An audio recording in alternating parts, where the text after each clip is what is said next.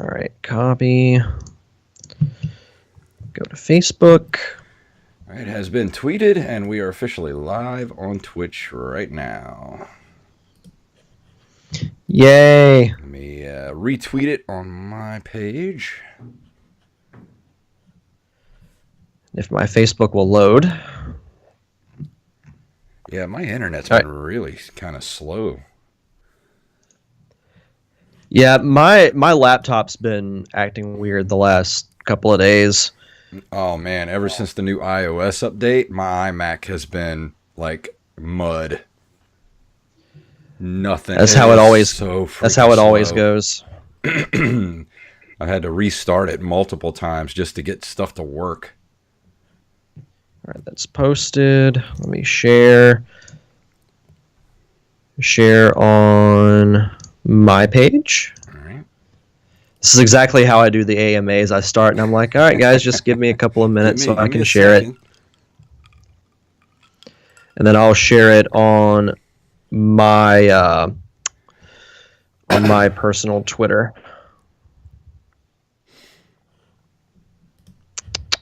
There we are. The only thing I have for news so far tonight is that that 8-bit Christmas cart that I thought was kind of cool. No real news this week. I would like to bitch about Breath of the Wild a little bit. Okay. But yeah, I looked over the 8-bit thing. So yeah. All right. Well, if we're ready to start, we can do this. Cool. Let's do it. Make sure the lag is out of this. Yep, we are good to go. Let me pull up my beginning of show stuff here. All right, here we go. This episode of the Nerd Cave Retro is brought to you by Audible.com. Get a free audiobook download and a 30-day free trial at audibletrial.com/nerdcave. Over 180,000 titles to choose from for your iPhone, Android, Kindle, or MP3 player. You're listening to the Nerd Cave Network.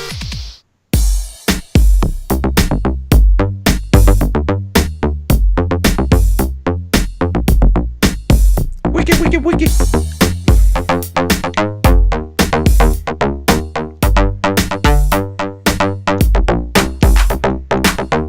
Raise your hands in the air, wave them like you just don't care. Here we are for the, that's still, why is that not going down? Volume didn't work. So here we are for the Nerd Cave Retro Show. My name is Jason Robbins. And I'm Derek Diamond. So, you were out of town. Where have you been? So I went to a nice little weekend getaway in Atlanta, Georgia for the Heroes and Villains Fan Fest, which those who are fans of the DC CW shows like Arrow, Flash, Legends of Tomorrow, they have a lot of the cast there that do panels and autographs and that fun stuff. So we left kind of late on Friday. Didn't actually get into Atlanta until close to 2 a.m. Because of work and all that fun stuff. But we ended up having a really fun time. You know, went to the convention, went to the Georgia Aquarium, saw all kinds of cool aqua life animals, which was really cool. A couple of things I did want to actually show since we're doing the show on Twitch. I got Stephen Amell's autograph. Oh, nice. Really, really nice guy. And then I found this cool T-shirt stand. I think they were called, let me actually pull up their name real quick so I don't get it wrong. Lazy Nerd Designs. They had some really cool T-shirts, pillows, wallets, all kinds of cool stuff. And I ended up getting this shirt here. Oh, that's awesome. That's nice. They had really cool stuff, but you know I don't see too many Arrow shirts besides that one. Yeah. The one I'm wearing right now, which for those of you who are Archer fans will love that one. But it was a really fun time. Got to meet a few of the cast members, and you know it was just a nice fun weekend getaway, which was nice. Where was it held at? It was at the World Congress Center, which is like right in downtown next to the Olympic Park. It's near the new Mercedes-Benz Stadium that they built. So it's right, it's right in downtown Atlanta, and we stayed within walking distance of everything. So, like with the aquarium was literally you walk out of the hotel, go to the right, walk one block down, make another right, and it's right there. That's awesome. So I love to visit Atlanta, but I could never live there. I mean, I've been there no, many, many times, and good God, I've been in traffic before in my life. Like New Orleans has some crazy traffic. We have some pretty bad traffic here on the coast. I've been all over most of the east side of America. I've been, up north and stuff, but I've never experienced traffic like I have in Atlanta. Those people are batshit crazy. Seriously. yeah, they are. No, you're not lying. I can even remember, because me and my family used to go to Atlanta every summer when I was a kid, and I remember it being bad back then. Yeah. And now being old enough to drive, it tests your driving ability and it tests your patience. Yeah. That's for sure. The one main thoroughfare through there, and I don't know which interstate it is, but it cuts right through the city. That's I-85. I-85. When I was on tour back in the day, when I was a younger man, we were in this big white.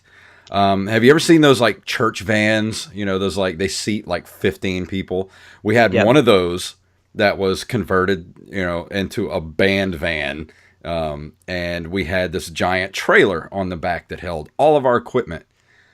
I had to drive that thing through I-85, through Atlanta multiple times. And each time I thought I was going to die. Seriously. I mean, I'm in this van with like 8 other people in it, a trailer that has like 5,000 pounds of equipment in it. And I'm white knuckling it through the city. And I'm going as fast as the van can go. Like, you cannot do the speed limit. The speed limit is just basically a suggestion. Like, it's not really a speed limit. That's more the minimum.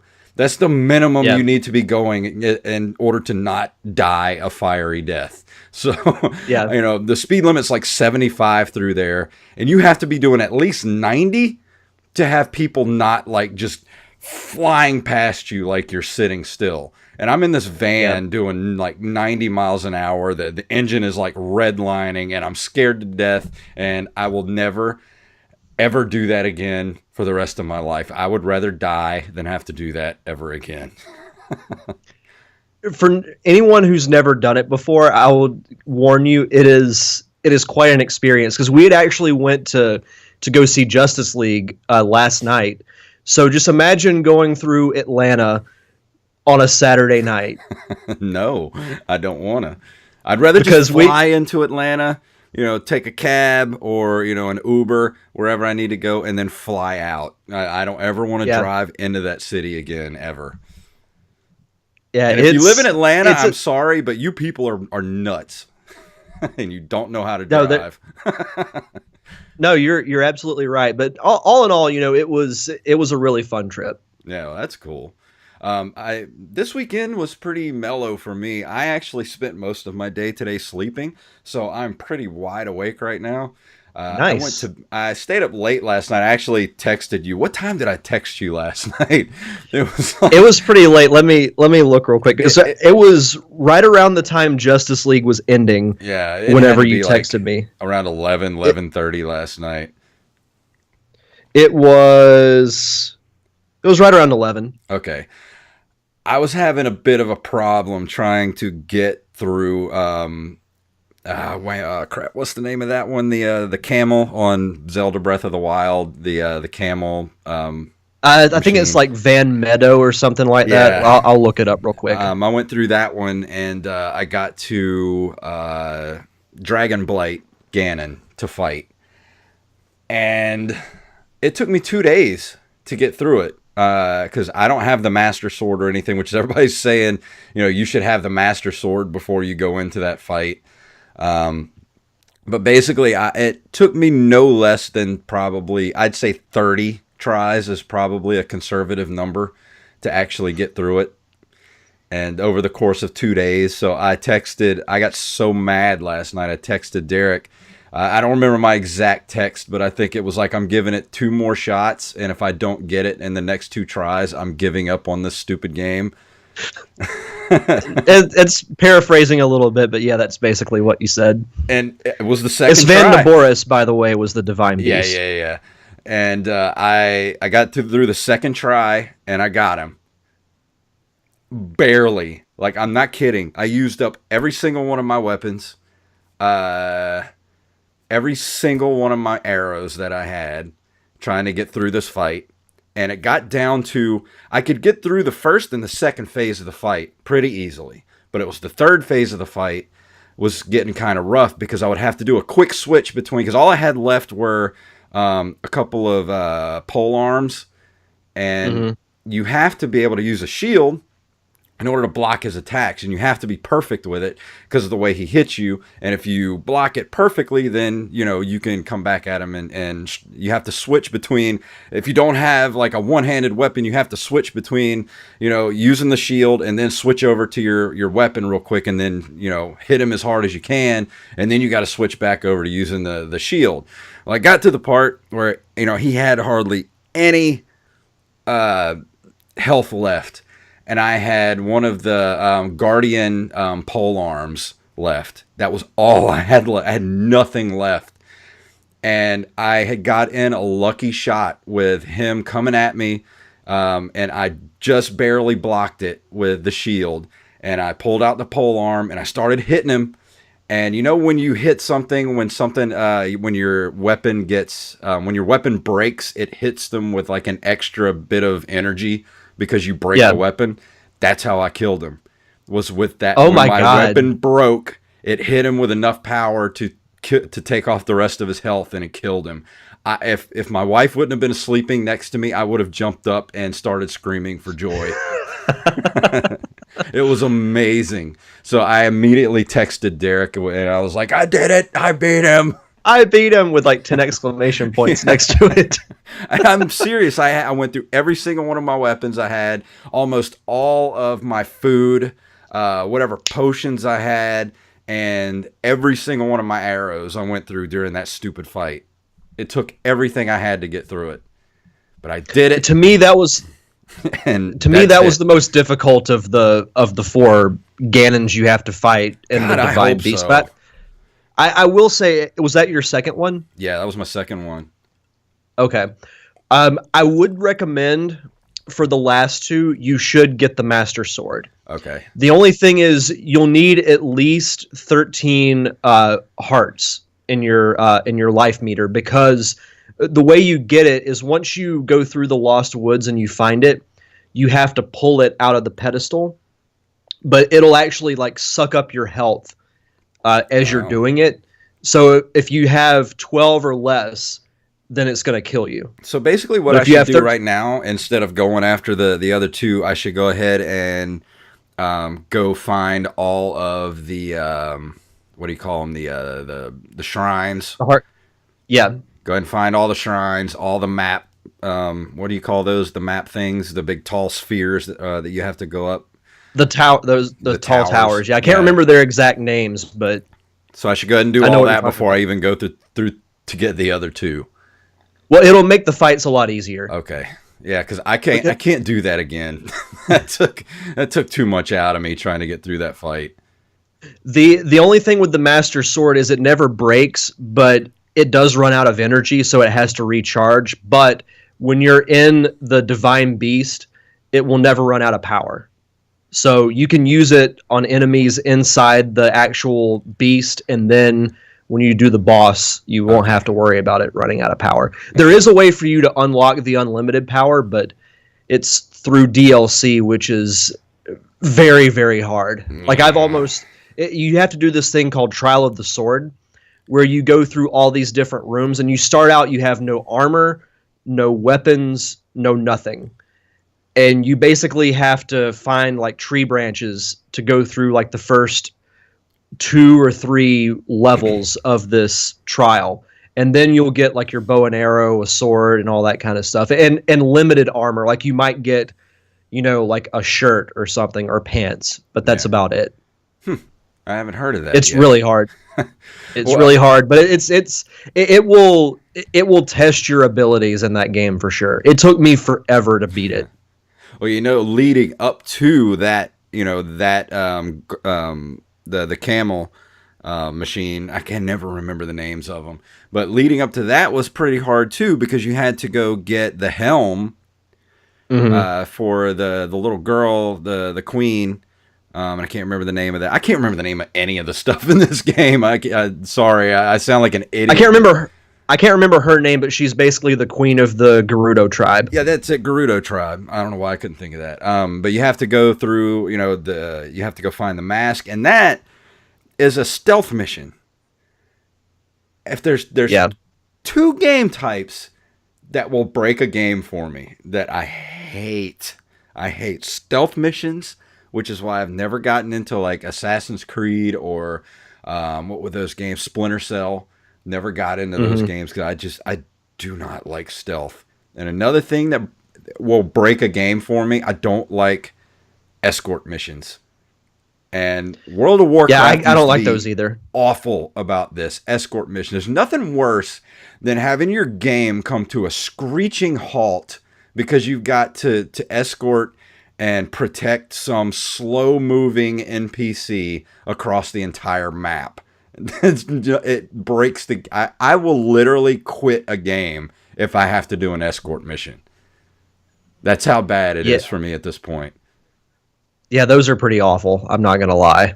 Yeah, I hate those. Those are really the only two things I don't like in a game. So if there's more stealth missions coming up in this game, please don't tell me. I don't want to know because I'm enjoying the game too much. I don't want you to make me angry at it any more than I was already angry last night. I don't know if you saw my tweet, but I tweeted to Nintendo of America, Walter White giving the finger. I said, whoever programmed Dragon Blight Ganon, I have a message. And I put that GIF on there. That's awesome. Yeah. So, I mean, it's fun. Don't get me wrong. I had fun doing it, but good Lord, after like 20 tries, I was just like, I can't get through it. I can't. I'm not good enough at video games, apparently, anymore to keep going with this game. Well, you made it through what I think is the most difficult of the four, so it should be. And once you get the Master Sword, it'll be a lot easier. Awesome. Well, let's go ahead and move into our news for this week, and really we don't have much.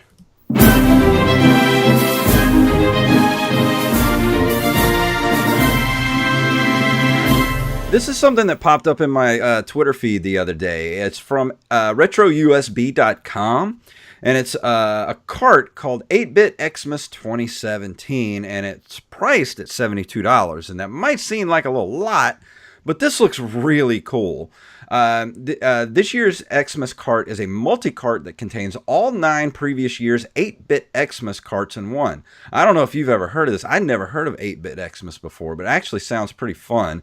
It's kind of like party games, 8-Bit party games. They're in their original version, complete with original title scenes, Christmas music, and of course the games.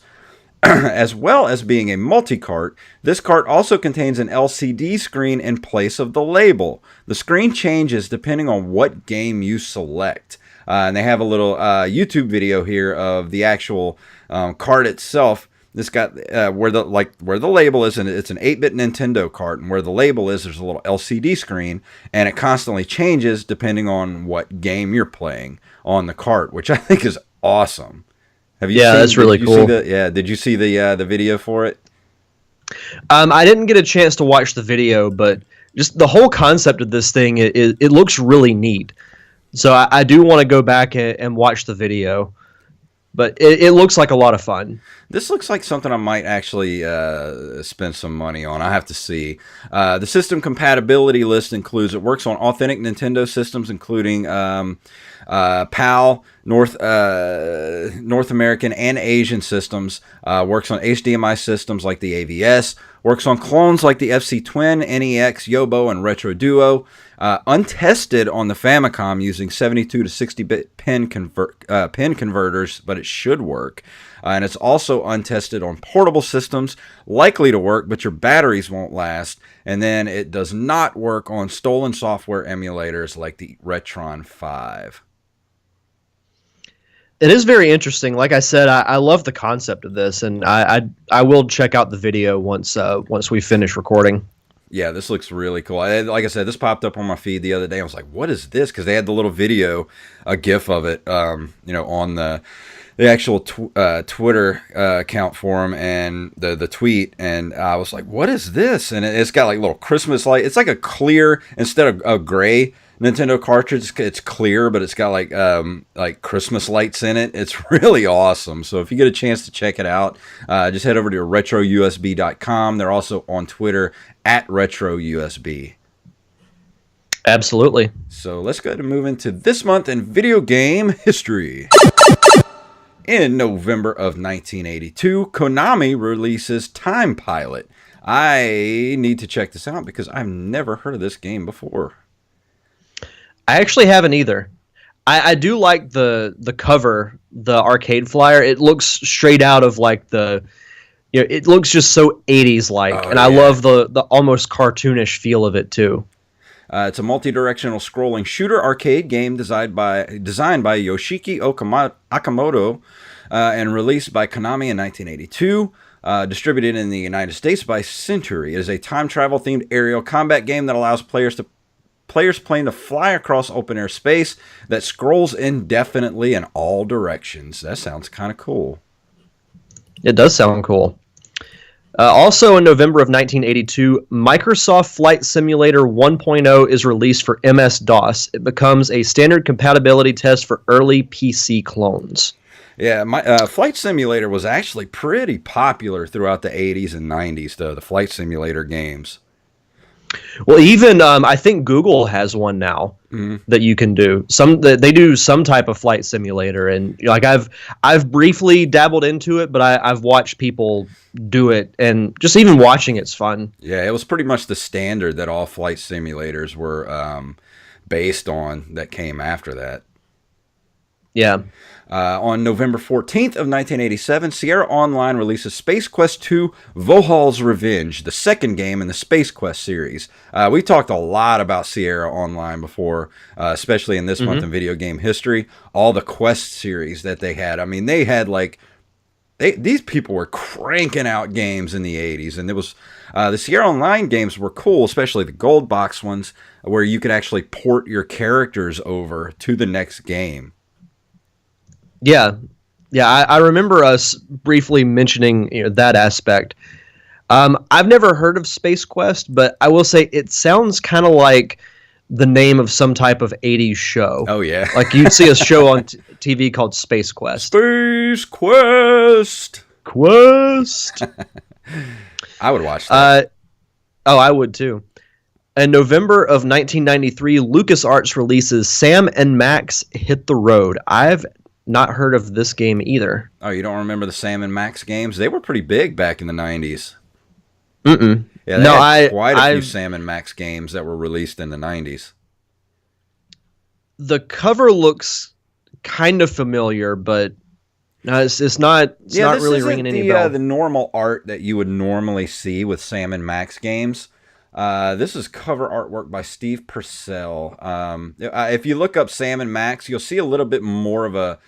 I mean, this is a cartoony style, but this is more of a... I don't know. This doesn't look like the normal Sam and Max artwork that you normally see for Sam and Max games. Usually it's more of an animation style of artwork. But yeah, Sam and Max had a lot of games back in the 90s. It looks like a game that I would have played like as an educational thing in elementary school. It does look like that. On November 5th of 1993, and 1993 had a pretty big November, Mega Man 6 was released in Japan for the NES. I do recognize the cover. As I've mentioned numerous times, I haven't dabbled too much into Mega Man, but you can't deny its longevity and its popularity and its success. Especially how many games they put out just for the NES. I mean, 6 games within like a 6-year period.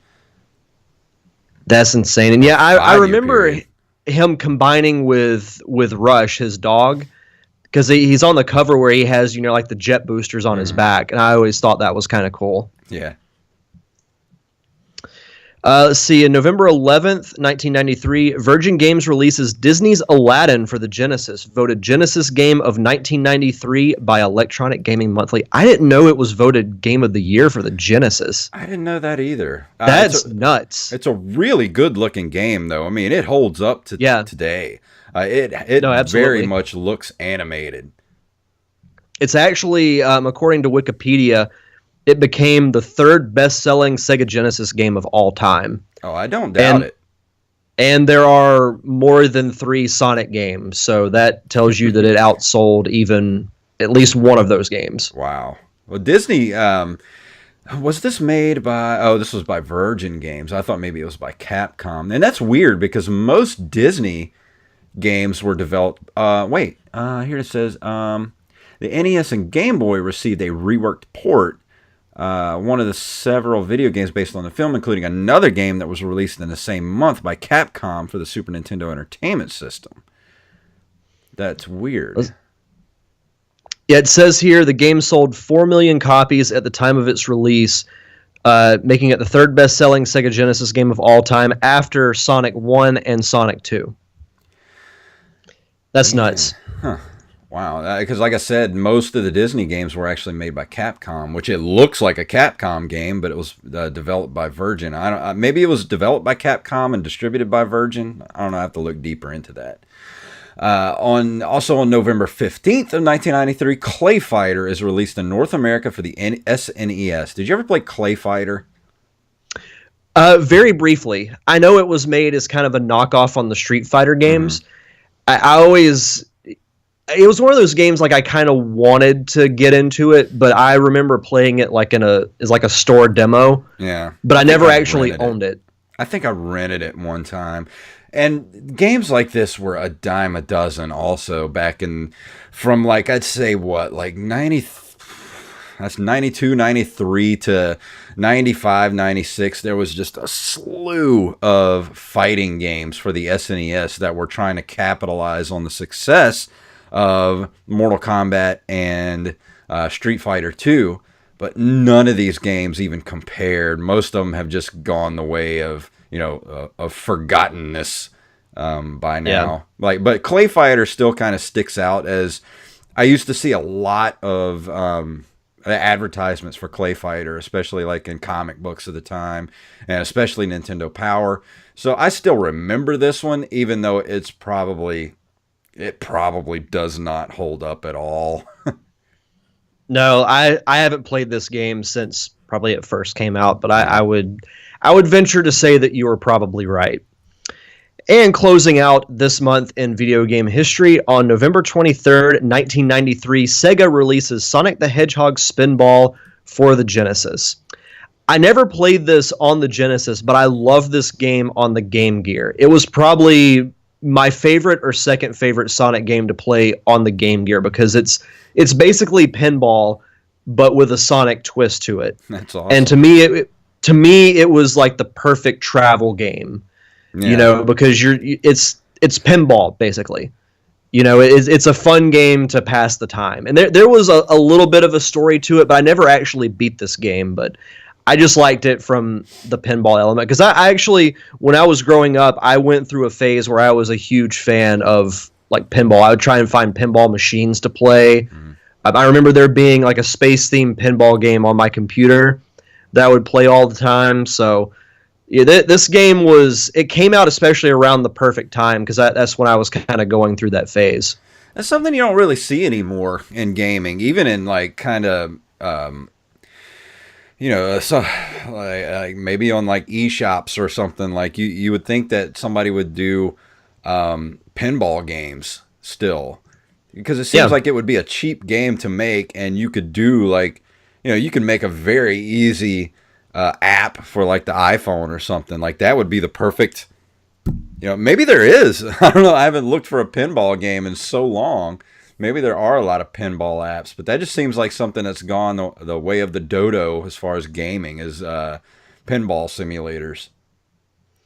No, you're right. Like I haven't seen too much from anything pinball related lately. So But there's got to be apps or something you can download to play pinball. Because I still like playing the regular black box pinball for the Nintendo. And I'd like to review it as a pinball game, but, I can't fill a 20-minute segment with, it's pinball, and it's good, and it's on the Nintendo, so if you find it, pick it up, because it's fun, and the physics actually work. So there's my review for Nintendo's black box pinball. There you go. You get 2-in-1 reviews. Yeah, 2-in-1. But actually, that's going to round out our video game history. Derek, tell us about some books before we move into the review for tonight.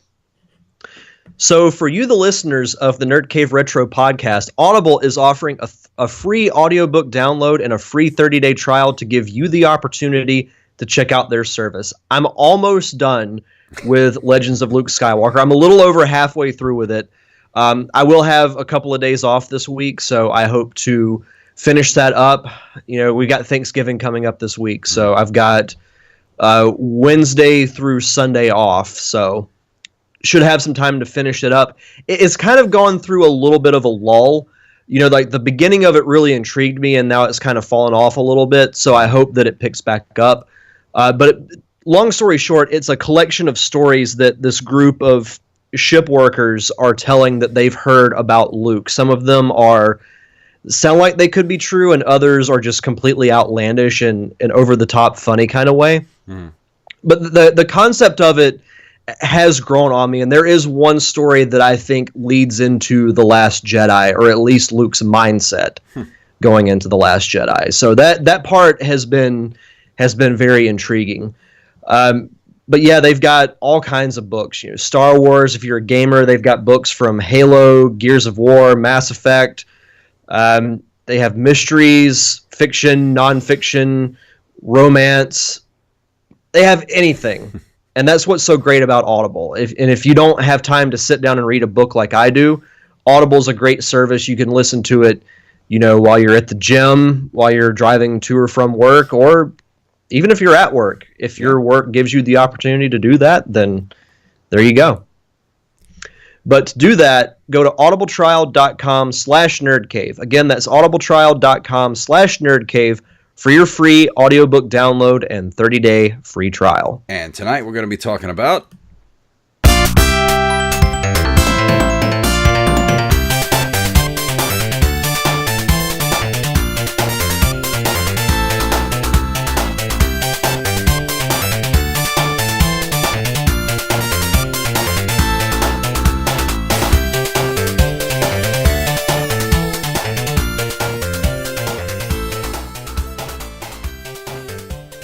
That was jaunty. I love that song. Love that song. That is the Emerald Hill Zone theme from my review this week, Sonic the Hedgehog 2 for the Sega Genesis. Now, there is a reason why I picked Sonic 2 over Sonic 1 as being the first game of the Sonic series that I review on this show. It's my personal favorite one. And much like when I reviewed Crash Bandicoot 2 a couple of months ago, it's the perfect example of taking the elements of what worked from the first installment and building on it and making it better, which to me, that's what every sequel to a game, movie, or any type of entertainment thing should be. Sometimes it works, sometimes it doesn't. But this to me was a situation where it worked. That is, to tell you a little bit about the game, Sonic the Hedgehog 2 is a platform video game developed and published by Sega for the Sega Genesis console. It was released worldwide in November of 1992. It's the second main entry in the Sonic the Hedgehog series, and in the game, protagonist Sonic the Hedgehog and his sidekick Miles Tails Prower must stop series antagonist Dr. Ivo Robotnik, now known as Eggman, from stealing the Chaos Emeralds to power his space station, the Death Egg.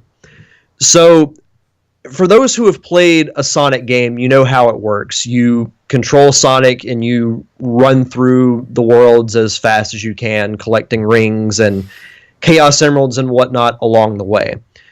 So the things that Sonic 2 introduces that makes this game better, it introduces the character of Tails, who is almost like synonymous with Sonic. Tails, runs along with Sonic in the levels.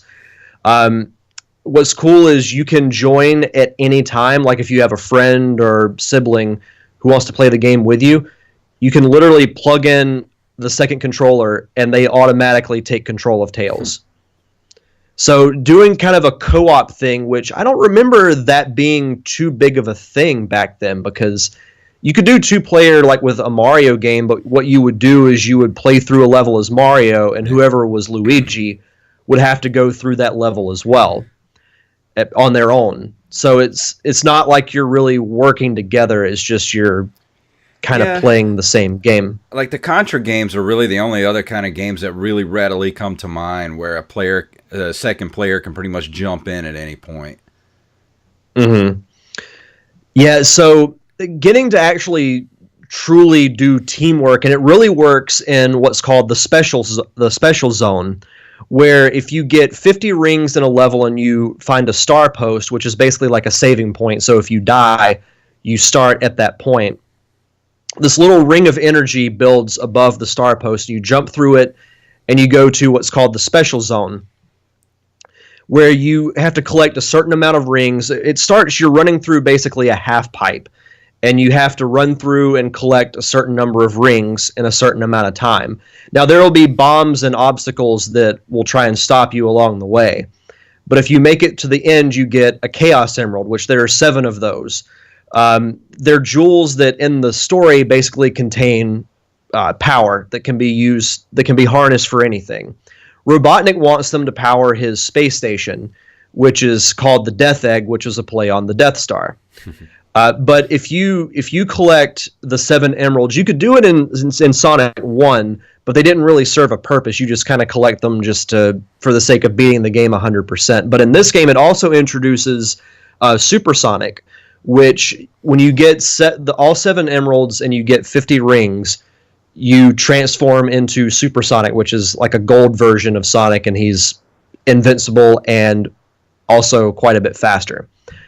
But yeah, I really like this game because, I remember being introduced to Sonic when it first came out. I saw the commercials, and being, a kid of, how old was I in 91? I was 5 or 6 at the time. So I had to have this game. So I was able to get my hands on a Genesis, play through Sonic 1, liked it, and then Sonic 2 comes out, and it blew my mind at the time. The multiplayer, the co-op thing was pretty cool. I didn't get to do it a lot because I'm an only child, so the only time I would have, a second person is if I had a friend over. But it really kind of took the building blocks that Sonic 1 set and then made it even better. And then it even improved on that with Sonic 3, which I'll review that on a different episode. But so is Sonic 3 technically Sonic and Knuckles, or am I thinking is Sonic and Knuckles a separate game? Sonic and Knuckles is a separate game. It came out right after Sonic 3. Okay. And then, which that's actually a good segue into another cool feature with Sonic 2. I've explained the whole lock-on cartridge with Sonic and Knuckles. You basically open the top of the cartridge, and there's a slot where you can plug in another cartridge.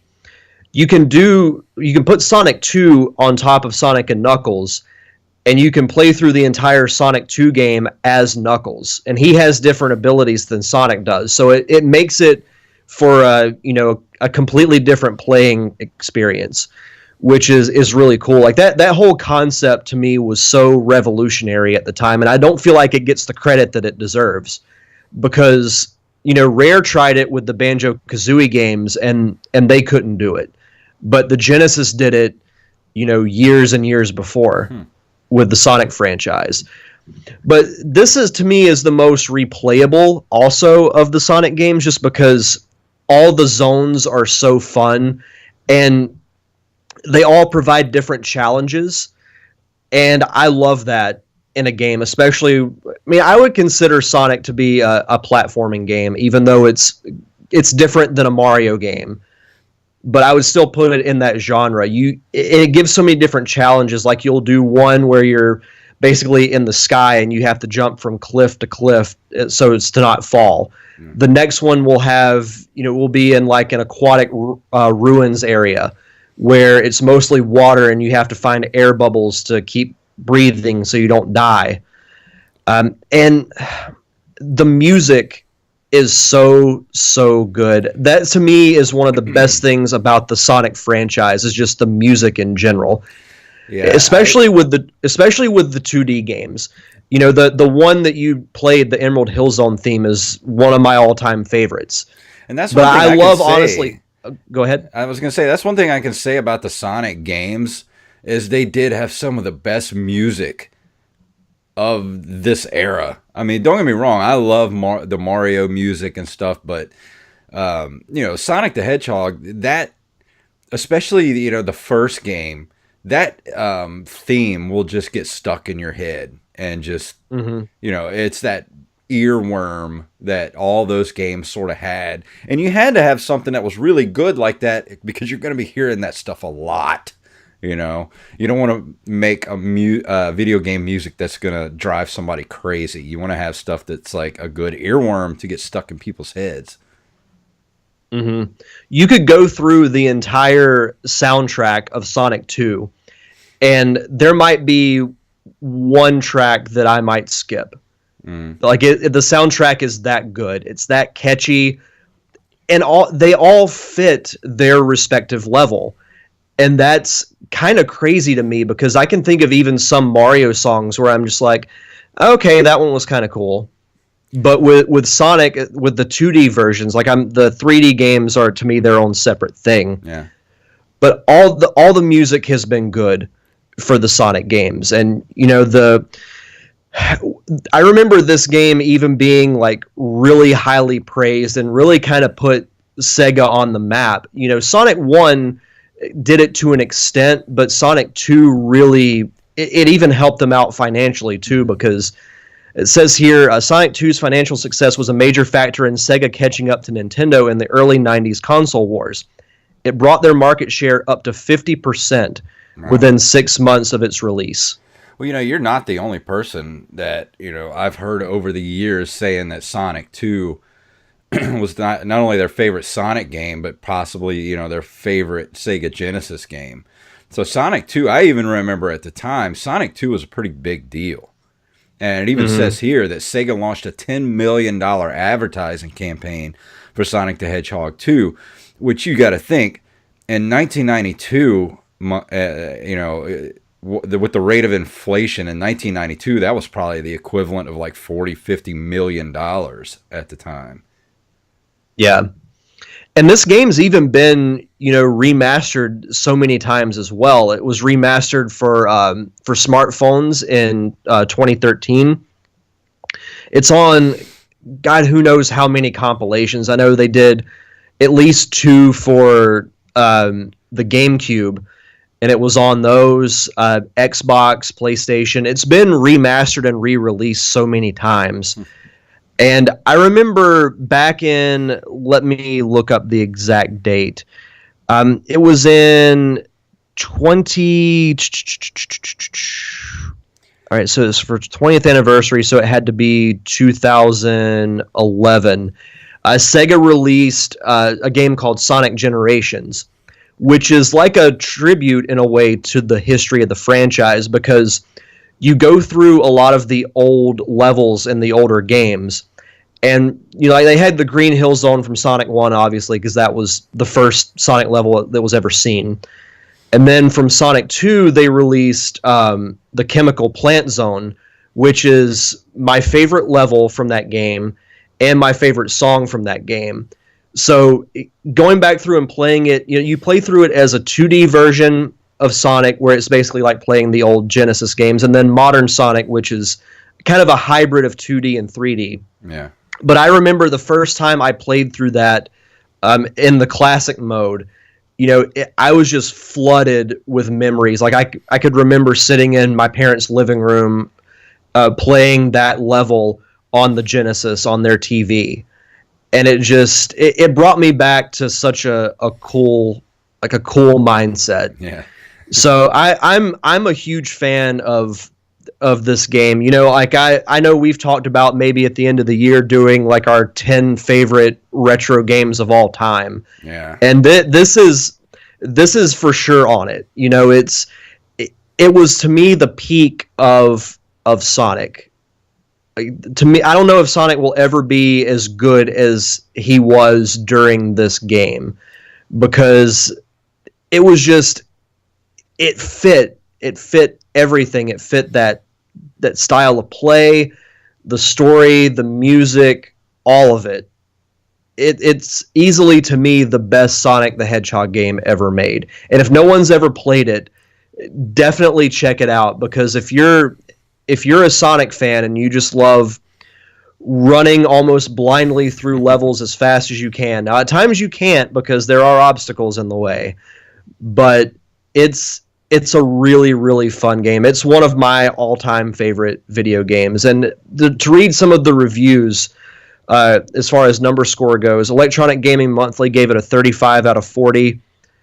Game Informer gave it a 9.5 out of 10. GamePro gave it a 5 out of 5. Bad Influence gave it 5 stars. IGN, when they rated the Wii Virtual Console version, they gave it an 8.5 out of 10. So the reviews are really, really high, and I would give this, I would say, a 9, maybe even a 9.5. Wow, that's high praise. It's really, really good. I love this game. Well, like I said, to me, it is the peak of Sonic the Hedgehog. Well, I think with the release of that recent Sonic game, the Sonic, what was it called? Sonic Forever? Sonic Mania. Sonic Mania. I think that goes to show that, you know, they tried to have Sonic kind of keep up with Mario and move into a 3D world. And just because you can bring Sonic into a 3D world doesn't mean you have to. Leave Sonic where he belongs and where he fits the best, which is a 2D side-scrolling environment. You can add in the 3D aspects of it, like they did with this game, you know, with the special stages, looking for the Chaos Emeralds, like you said. You can do stuff like that, but just kind of keep Sonic in his wheelhouse. And I think they would find that people are willing to, you know, kind of bring Sonic back into the forefront as you know, maybe even as a Nintendo mascot at this point, along with Mario and Link and Samus. I mean, why not? He was right there with Mario back in the day. Just because he wasn't a Nintendo property back in the day doesn't mean he's not now. You know, he is a Nintendo property now. So let's give him the same love that we give Mario and Link. And, you know, like we talked about last week with Little Mac, make a good Punch-Out game. Bring Little Mac back into the forefront. I want to see Little Mac back as a Nintendo mascot, and I'll be happy.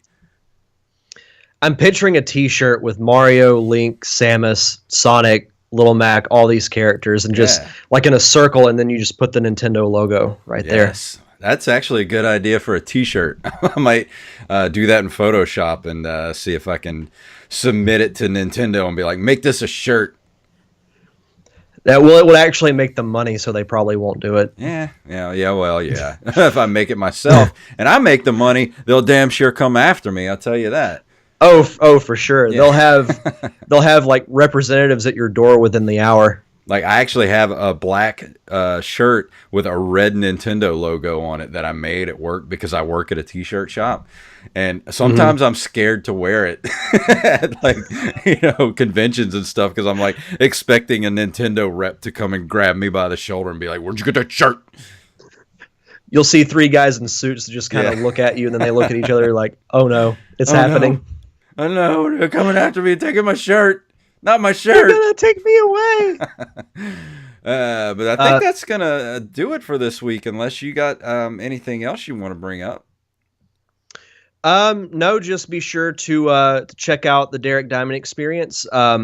Did a really fun Facebook Live AMA. It was one of the more fun ones that I got to do. You know, there weren't a ton of people that watched, but there were constant questions coming in. I listened to it the other day. It was a very good show. Yeah, it had questions from, you know, favorite movies to whether or not I prefer tater tots or French fries. So You never know what you're going to get with those. And I will say, and I think this might be breaking news, but congratulations to my friend and Nerd Cave co-host Robbie Rawls for getting engaged. Oh, wow. Congrats to Robbie. I didn't know that.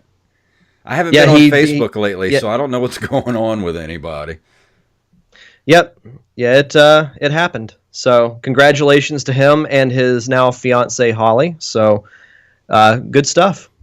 Awesome. We do have some big news and some big changes coming to the Pop Culture Palette podcast. We're going to announce those on next week's show.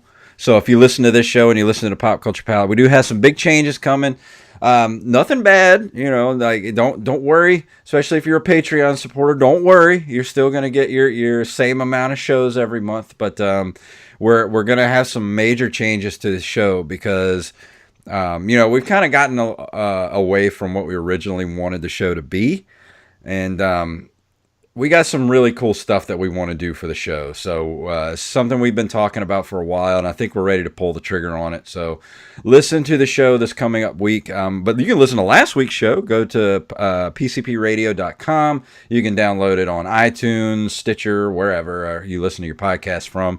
But definitely, if you like that show and you like this show, we do have some changes coming up, and we're going to be announcing those changes next week. As far as my review for next week, it's going to be Thanksgiving weekend, and I'm not sure what I want to play yet. It's either going to be between Strider or an SNES title, and I'm thinking I might do Super Return of the Jedi. Nice. Maybe. It is almost Star Wars time. Yeah, it is. I thought maybe that would be a good time to do it. So I may do that. You know what? I'm going to go ahead and do that. I'll do Super Return of the Jedi next week. I feel, the Star Wars mania is starting to hit me full swing, so I'm ready to talk some Star Wars.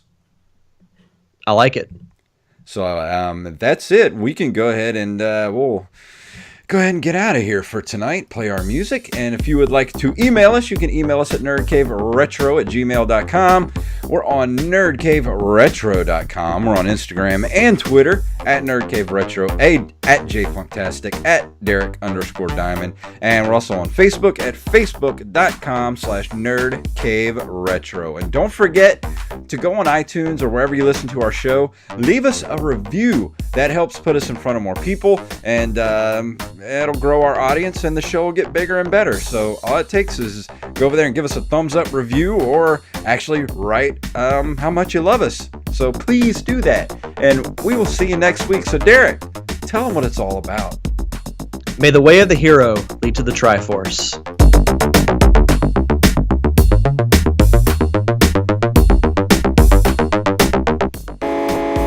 You've been listening to a Nerd Cave Network production.